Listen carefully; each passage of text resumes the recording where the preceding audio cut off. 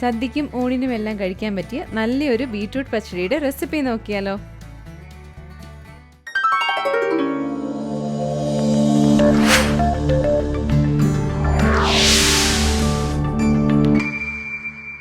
ആദ്യം നമുക്ക് ഇതിനാവശ്യമായി ബീറ്റ്റൂട്ട് ഒന്ന് കുക്ക് ചെയ്തെടുക്കണം.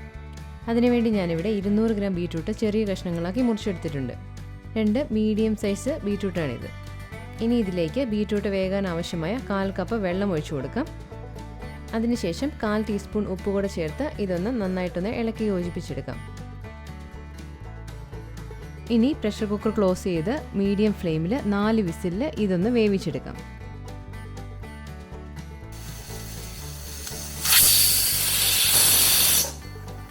ഇനി സ്റ്റൗ ഓഫ് ചെയ്ത് പ്രഷർ കുക്കറിൻ്റെ ആവി മുഴുവൻ പോയതിനു ശേഷം ഒന്ന് തണുക്കാൻ വേണ്ടി വെയിറ്റ് ചെയ്യാം.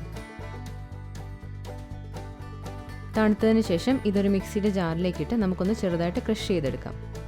ഒരുപാട് അരഞ്ഞു പോകാതിരിക്കാൻ പ്രത്യേകം ശ്രദ്ധിക്കണം. ഒരല്പം കഷ്ണങ്ങളായിട്ട് കിടക്കുന്നത് തന്നെയാണ് ഇതിന് നല്ലത്. മിക്സി ഓൺ ചെയ്ത് ഒരു 3 സെക്കൻഡ് കറക്കിയാൽ മാത്രം മതി. ഇത് നല്ല കറക്റ്റ് പാകത്തിനായി കിട്ടിക്കോളും.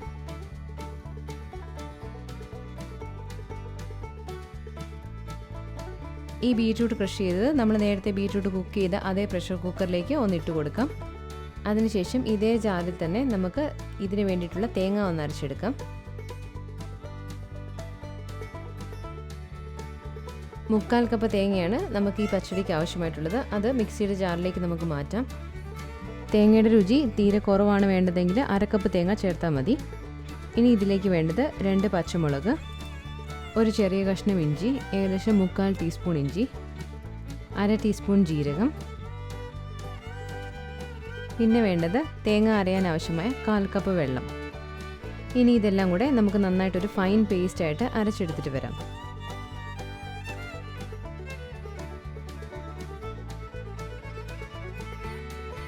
ഇനി ഈ തേങ്ങ അരച്ചതും കൂടെ നമുക്ക് അതേ പ്രഷർ കുക്കറിലേക്ക് തന്നെ ഒന്ന് ഇട്ട് കൊടുക്കാം.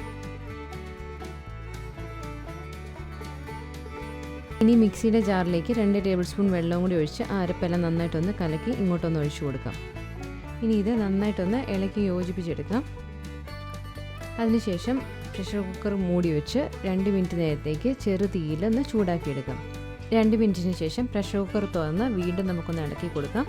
തീ ലോ ഫ്ലെയിമിലായിരിക്കാൻ ശ്രദ്ധിക്കണം. ഇല്ലെങ്കിൽ നമ്മൾ മൂടി വെച്ച് വേവിക്കുന്ന സമയത്ത് അത് കരിഞ്ഞു പോകാൻ ചാൻസ് ഉണ്ട്. ഇങ്ങനെ മൂടി വെച്ച് വേവിക്കണമെന്നില്ല. ഇങ്ങനെ ഇളക്കി കൊടുത്ത് അത് അതിൻ്റെ പച്ചമണം മാറുന്നിടം വരെ ഒന്ന് ഇളക്കി കൊടുത്ത് വേവിച്ചാലും മതി. നന്നായിട്ടൊന്ന് ഇളക്കി കൊടുത്തതിന് ശേഷം വീണ്ടും ഒരു 2 മിനിറ്റ് കൂടെ മൂടി വെച്ച് ഞാനൊന്ന് വേവിച്ചെടുക്കുന്നുണ്ട്. ഇങ്ങനെ മൂടി വെച്ച് വേവിച്ചെടുക്കുവാണെങ്കിൽ ഇതിൻ്റെ പച്ചമണമൊക്കെ പെട്ടെന്നൊന്ന് തന്നെ മാറി കിട്ടിക്കോളും.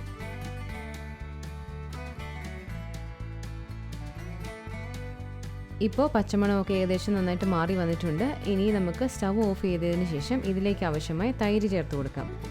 1 കപ്പ് തൈരാണ് ഞാൻ ഇതിലേക്ക് ചേർത്ത് കൊടുക്കുന്നത്. കട്ടകളൊന്നുമില്ലാത്ത നല്ല തൈരാണ്. അധികം പുളിയില്ലാത്ത എന്നാൽ പുളി തീരെ കുറയാത്ത തൈര് വേണം ഇതിലേക്ക് യൂസ് ചെയ്യാനായിട്ട്. ഇനി ഇതിൻ്റെ ഉപ്പ് നോക്കിയതിന് ശേഷം നമുക്കിതിലേക്ക് ആവശ്യമായ ഉപ്പ് ചേർത്ത് കൊടുക്കാം. 1/2 ടീസ്പൂൺ ഉപ്പാണ് ഞാനിവിടെ ചേർത്ത് കൊടുക്കുന്നത്. തൈരിൻ്റെ പുളി അനുസരിച്ച് ഉപ്പിൻ്റെ അളവിൽ അല്പം മാറ്റം വരാം. ഉപ്പ് ചേർത്തതിന് ശേഷം നന്നായിട്ടൊന്ന് ഇളക്കി യോജിപ്പിച്ചെടുക്കാം. ഇത്രയും ആയാൽ പച്ചടി റെഡിയായി. ഇനി ഇതൊരു പാത്രത്തിലേക്ക് മാറ്റാം. പാത്രത്തിലേക്ക് മാറ്റിയതിന് ശേഷം വേണം നമുക്കിതിലേക്കൊന്ന് താളിച്ചൊഴിക്കാൻ.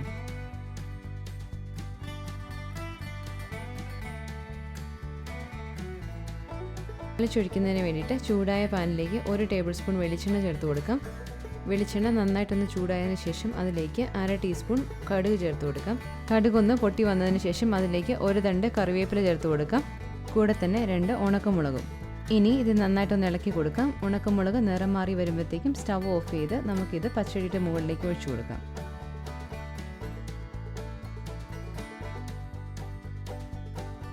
ഇനി ഇതൊരു 10 മിനിറ്റ് നേരത്തേക്ക് മൂടി വയ്ക്കാം.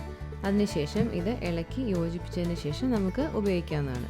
കടുക് പൊട്ടിച്ചതിൻ്റെ ഫ്ലേവർ ഇതിൽ നന്നായിട്ട് കിട്ടാൻ വേണ്ടിയിട്ടാണ് നമ്മൾ മൂടി വയ്ക്കുന്നത്. ടേസ്റ്റി ആയിട്ടുള്ള ബീറ്റ്റൂട്ട് പച്ചടി ഇവിടെ റെഡി ആയിട്ടുണ്ട്. കൂടുതൽ കുക്കിംഗ് വീഡിയോകൾക്കായി ചാനൽ സബ്സ്ക്രൈബ് ചെയ്യാൻ മറക്കല്ലേ.